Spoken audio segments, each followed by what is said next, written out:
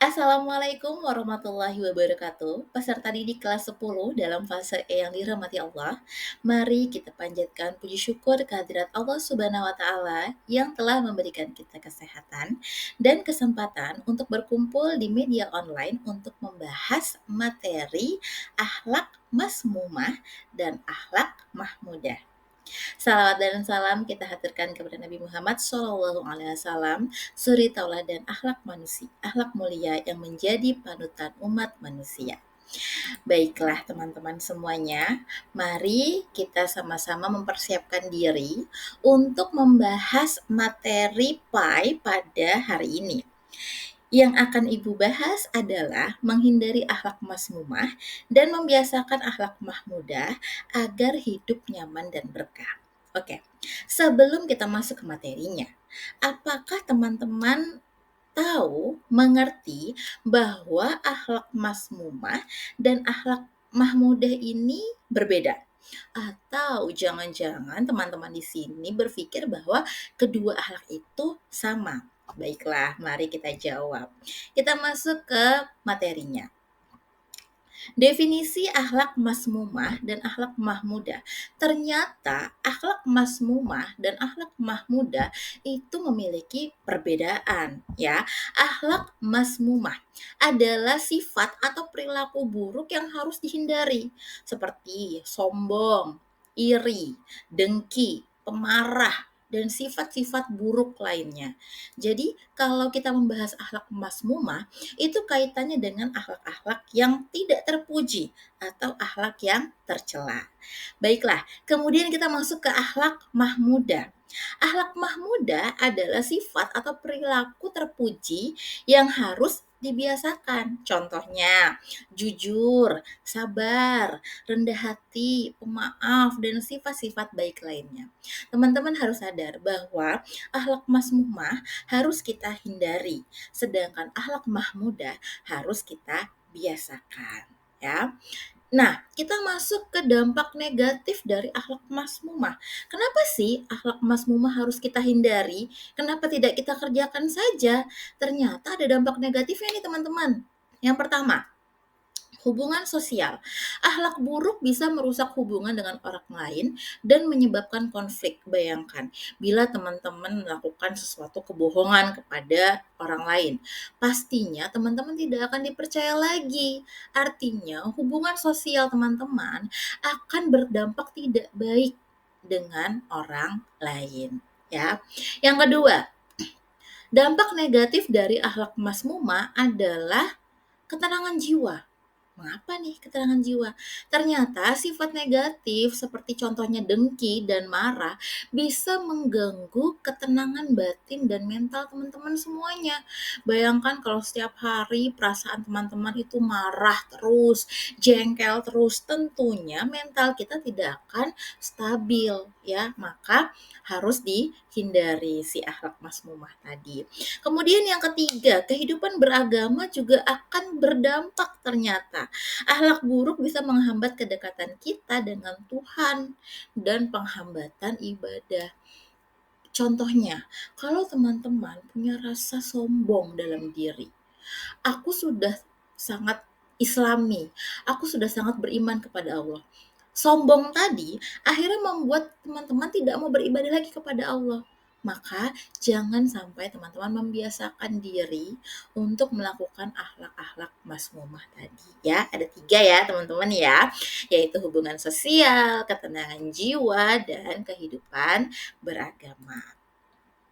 Kemudian, sekarang kita masuk ke topik keutamaan membiasakan akhlak mahmudah. Kalau tadi kita disuruh menghindari akhlak masmumah, sekarang kita membiasakan akhlak mahmudah.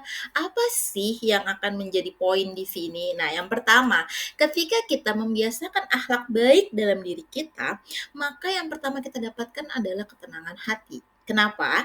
Karena ternyata akhlak yang baik bisa membawa ketenangan dan kebahagiaan jiwa.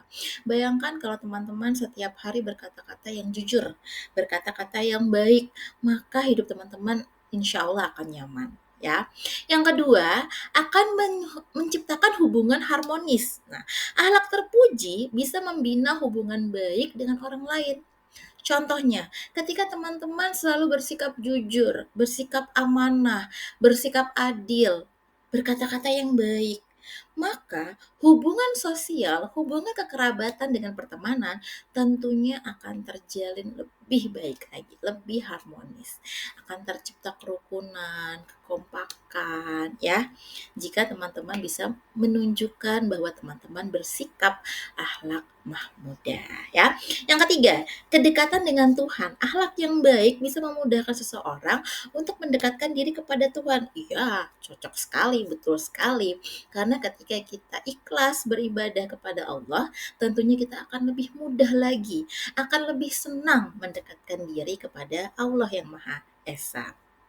Kemudian yang keempat, kehidupan akan menjadi berkah. Ya kenapa? Karena akhlak terpuji bisa mendatangkan banyak kebaikan dan keberkahan dalam hidup. Yakinlah teman-teman bahwa ketika kalian melakukan akhlak ibadah, akhlak mahmudah, membiasakan akhlak mahmudah, maka kehidupan kalian akan berjalan sangat lancar insya Allah ya. Jadi jangan sampai teman-teman meninggalkan akhlak mahmudah. Nah, sekarang kita kembali lagi ke akhlak masmumah. Kita masuk ke topiknya tadi ya, menghindari akhlak masmumah.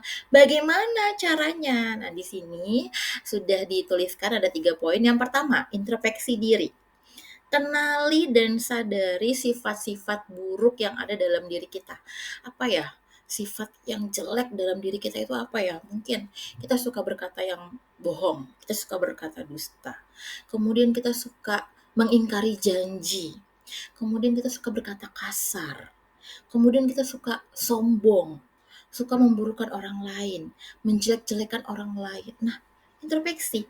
Kira-kira diri kita adakah sifat-sifat buruk tadi? Pasti ada. Nah, bagaimana kita mengecilkan sifat-sifat buruk tadi? Karena sifat buruk, sifat baik itu memang sudah lumrah, itu manusiawi, ada dalam sifatnya manusia. Nah, bagaimana kita mempersempit sifat-sifat masmumah tadi?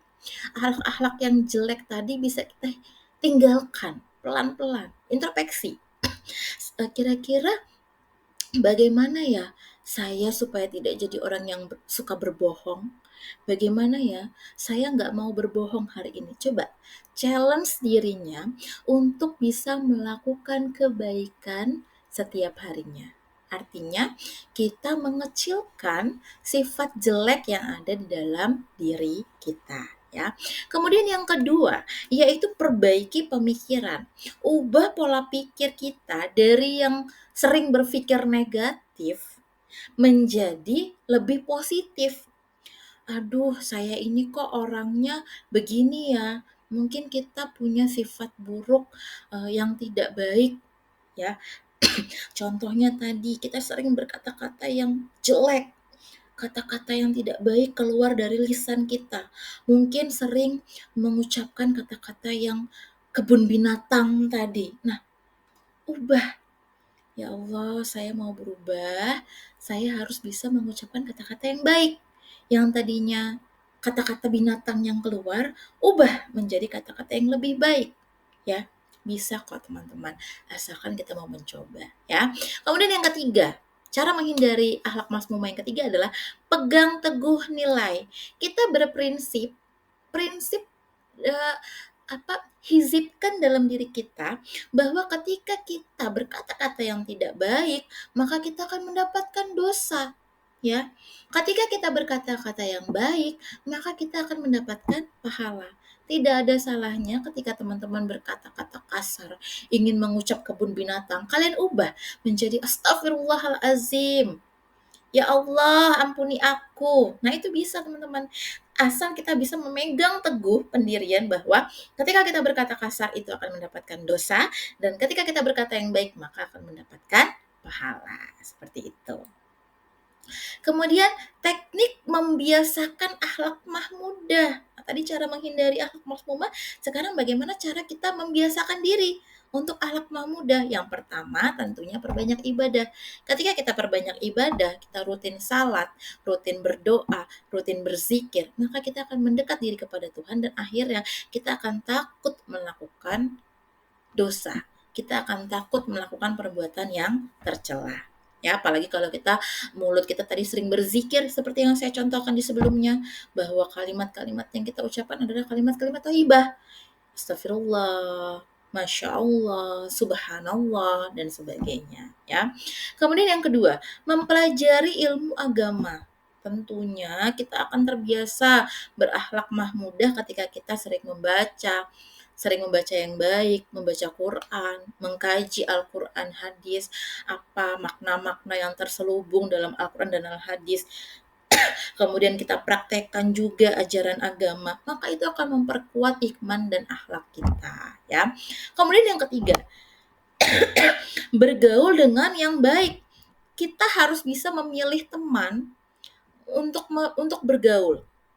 Kita harus bisa selektif, pilih teman untuk memiliki akhlak terpuji, untuk saling mengingatkan. Bayangkan kalau teman-teman berteman dengan orang yang tidak baik, maka kata-kata yang akan keluar pun akan cenderung yang tidak baik juga. Kalau kita berteman dengan orang-orang yang baik, maka kata-kata yang keluar dalam diri kita, kebiasaan dalam diri kita yang keluar pun akan yang baik-baik, ya. Kemudian yang keempat, konsisten berlatih. Latih terus, terus-menerus, jangan sampai teman-teman merasa bosan, sehingga teman-teman bisa membiasakan dirinya untuk berakhlak yang baik, berakhlak mahmudah, ya. Kemudian kita masuk ke contoh penerapan akhlak mahmudah dalam kehidupan sehari-hari. Di sini ada 3 contoh. Sebenarnya ada banyak, tapi di sini saya masukkan 3 contoh. Yang pertama, jujur.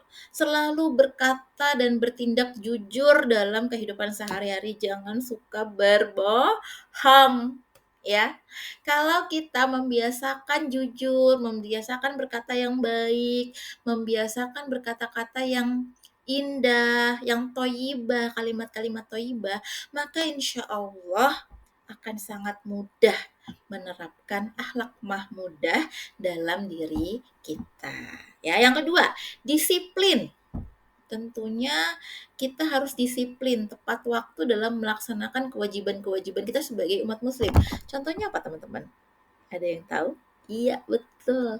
Sholat 5 waktu.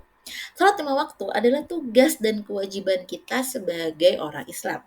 Ketika kalian mengerjakan ini secara tepat waktu dan secara tertib, maka akan beriring juga akhlak mahmudah kita, akan terbiasa kita melakukan kebaikan, ya.